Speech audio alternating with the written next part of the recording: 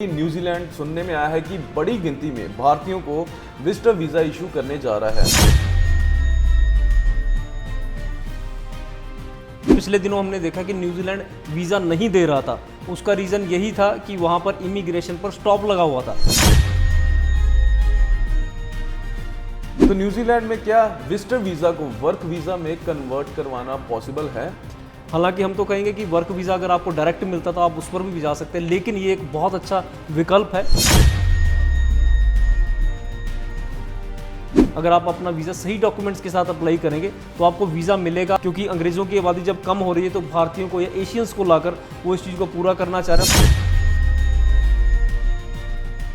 लोग visitor visa पर आएंगे तो डेफिनेटली उनको जो कानूनी प्रोसेस होता है उसके थ्रू उनको वर्क वीज़ा में वो कन्वर्ट हो जाएगा।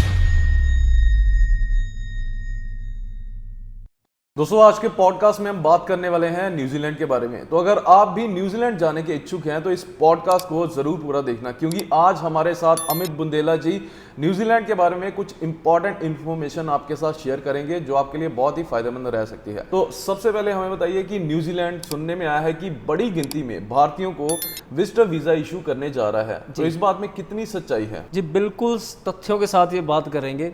अभी पिछले दिनों ही इमिग्रेशन डिपार्टमेंट न्यूजीलैंड ने ये साफ तौर से बयान दिया है कि हम विजिटर वीज़ा को और इन्हेंस करेंगे और बढ़ाएंगे, क्योंकि पिछले दिनों हमने देखा कि न्यूजीलैंड वीज़ा नहीं दे रहा था। उसका रीज़न यही था कि वहाँ पर इमिग्रेशन पर स्टॉप लगा हुआ था।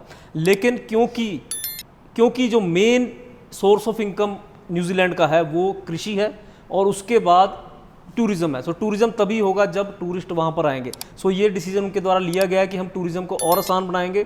और उसके लिए कुछ स्टेप्स भी उन्होंने लिए हैं। हालांकि इंडिया के लिए वो स्टेप्स नहीं है, लेकिन कहीं ना कहीं संकेत मिलता है। जैसे दूसरी कंट्री जो इंग्लिश स्पीकिंग कंट्रीज नहीं है वहाँ पर उनको जो अपने डॉक्यूमेंट्स देने पड़ते थे पहले इंग्लिश लैंग्वेज में, उनको कन्वर्ट करवाने पड़ते थे। लेकिन अब इस चीज़ में भी रिलैक्सेशन दिए, खासकर चाइना के लिए। क्योंकि चाइना से भी बहुत लोग न्यूजीलैंड में आते हैं और दूसरा नंबर है भारतीयों का। सो मुझे कहीं ना कहीं लगता है कि ये एक बहुत बड़ा संकेत है और ऑलरेडी न्यूजीलैंड के वीज़ाज आने शुरू हो गए जो कि पिछले 6-7 महीनों से बिल्कुल रुके हुए थे।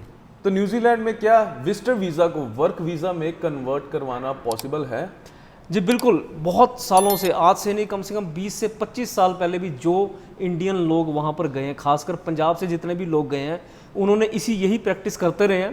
हालांकि हम तो कहेंगे कि वर्क वीज़ा अगर आपको डायरेक्ट मिलता तो आप उस पर भी जा सकते हैं, लेकिन ये एक बहुत अच्छा विकल्प है। क्योंकि विजिटर वीज़ा, जैसे मैं कह रहा हूँ कि अब सहयोग मिलेगा, डेफिनेटली मिलेगा न्यूजीलैंड की सरकार की तरफ से। अगर आप अपना वीज़ा सही डॉक्यूमेंट्स के साथ अप्लाई करेंगे तो आपको वीज़ा मिलेगा। जो आपकी नेक्स्ट राह होगी कि वहाँ पर आपने सेटल होना है, वहाँ पर काम करना है न्यूजीलैंड में, क्योंकि न्यूजीलैंड की इकॉनमी बहुत ही ज़्यादा बढ़िया है। वहाँ का अगर डॉलर का रेट भी देखा जाए तो कहीं ना कहीं ऑस्ट्रेलिया को ही टच करता है। सो इस लिहाज से बहुत बढ़िया, इकॉनमी अच्छी है, कमाई अच्छी है, लोग चाहते हैं वहाँ पर रहना। और बिल्कुल सही, ये विकल्प हमेशा मौजूद रहता है, क्योंकि न्यूजीलैंड की आबादी भी कम हो रही है। हालांकि देश बहुत छोटा है, लेकिन फिर भी आबादी दिन प्रतिदिन गिरती जा रही है। वहाँ की आबादी केवल 50 लाख या उससे भी थोड़ी बहुत कम ही है। सो इस आबादी को भी उन्होंने बढ़ाना है, क्योंकि अंग्रेज़ों की आबादी जब कम हो रही है तो भारतीयों को या एशियंस को लाकर वो इस चीज़ को पूरा करना चाह रहे हैं। और जब लोग विजिटर वीज़ा पर आएंगे तो डेफिनेटली उनको जो कानूनी प्रोसेस होता है उसके थ्रू उनको वर्क वीज़ा में वो कन्वर्ट हो जाएगा। और इसी के साथ ही हमें ये भी जानना है कि न्यूजीलैंड का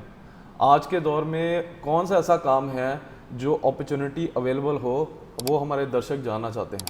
जी बिल्कुल, देखिए न्यूजीलैंड में जैसे मैंने कहा ये कृषि प्रधान देश है, तो वहाँ पर कृषि के जो कृषक हैं उनके लिए बहुत बड़ी अपॉर्चुनिटीज़ हैं, जिनको खेती बाड़ी का काम आता है, या फिर उसके बाद वहाँ पर पशुपालन का काम है। और तीसरा, जैसे मैंने कहा, हॉस्पिटैलिटी इंडस्ट्री, यानी कि अगर कोई होटल में काम करना चाहता है, टूरिज्म को बढ़ावा दे रहे हैं, सो उससे रिलेटेड बहुत सारी जॉब्स वहाँ पर ऑलरेडी क्रिएटेड हैं और बहुत सारी क्रिएट होने वाली हैं। पैकिंग में बहुत सारी जॉब्स है। सो इस तरह के जॉब्स की कोई कमी नहीं है वहाँ पर।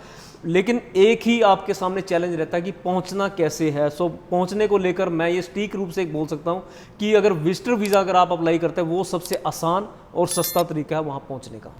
और न्यूजीलैंड विजिटर वीज़ा अप्लाई करने के लिए कौन कौन से डॉक्यूमेंट्स का खास तौर पे ध्यान रखना ज़रूरी है?